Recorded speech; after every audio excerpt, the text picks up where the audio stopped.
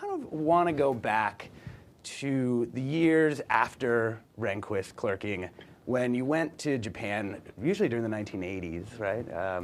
And went for about a year at a time, or spent some time there. Yeah, sometimes 2 years at a time. Yeah. Well, what was that like? Because I think it's hard to remember what 1980s Japan sort of meant to Americans and what it meant to go and study and learn there. Well, Japan was enormously interesting at that time because it was having remarkable economic success, and I don't think we'd really thought through what it's like for a non-European country to really rise that rapidly with that kind of significance. And I think that's in part why so many academic institutions were interested in teaching about Japan at the professional level, and that's in part why I joined the faculty at Columbia. But it was interesting because, for me, it helped me understand that increasingly we were in a world where you simply couldn't operate, you couldn't understand it, you couldn't be effective, you couldn't change things in a positive way without understanding things from a really global perspective.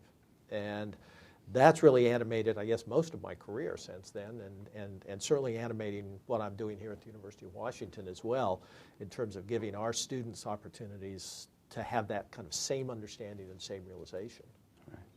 It's fascinating to go back and listen to transcripts from, say, like Intel during the 1980s, when all of their focus was on the rise of Japan and sort of skill at manufacturing that came out of East Asia and then became the sort of integral part of the technology ecosystem. I mean, what did you get to see of Japan during that time, and what parts of it really stick with you? Well, the thing that was interesting to me is it probably illuminated America for me as much as it did Japan, because it was clear to me that the Japanese were very disciplined, very focused, and if they were in full gallop, it was very hard to I mean, you couldn't overestimate them. I mean, they were terrific.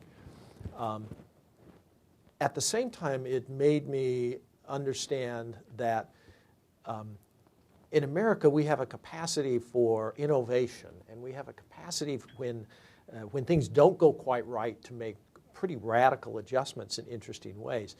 And I sort of saw that they're real strengths, and if you can find a way to combine both those, you end up both changing the world in the short run and in the long run.